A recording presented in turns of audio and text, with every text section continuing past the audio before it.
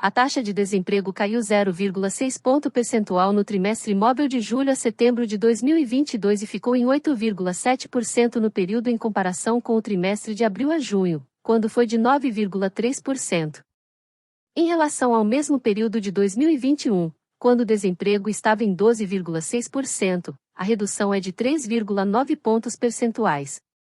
Os dados são da Pesquisa Nacional por Amostra de Domicílios, PNAD, contínua e foram divulgados nesta quinta-feira no Rio de Janeiro pelo Instituto Brasileiro de Geografia e Estatística, IBGE.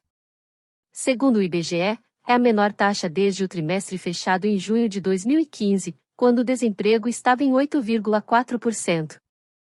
Os dados apontam para um total de 9,5 milhões de pessoas desocupadas, queda de 6,2%, menos 621 mil pessoas, no trimestre e 29,7%, menos 4 milhões, no ano.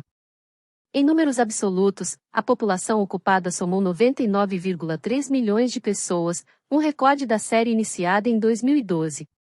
A alta na comparação trimestral foi de 1% ou mais 1 milhão de pessoas. Na comparação anual, a alta é de 6,8% ou mais 6,3 milhões. O nível da ocupação ficou em 57,2% e a taxa composta de subutilização foi de 20,1%, a menor desde março de 2016. O contingente subutilizado somou 23,4 milhões de pessoas e o subocupado por insuficiência de horas trabalhadas estava em 6,2 milhões no trimestre encerrado em setembro, o menor total desde junho de 2017.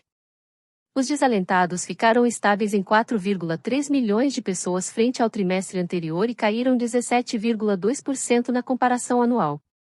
O número de empregados com carteira de trabalho assinada no setor privado subiu 1,3% no trimestre, para 36,3 milhões de pessoas, e os sem carteira assinada atingiram o maior nível da série histórica, apesar da estabilidade no trimestre, 13,2 milhões de pessoas. A taxa de informalidade caiu de 40% para 39,4% da população ocupada, com 39,1 milhões de trabalhadores informais. Os trabalhadores por conta própria somaram 25,7 milhões de pessoas, os domésticos são 5,9 milhões e os empregadores ficaram em 4,4 milhões. O setor público cresceu 2,5% no trimestre e atingiu 12,2 milhões de empregados, o recorde da série histórica.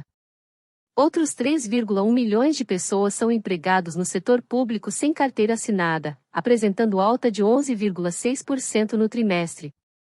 O IBGE apontou também um aumento no trimestre no número de pessoas ocupadas nos setores da administração pública, defesa, seguridade social, educação, saúde humana e serviços sociais.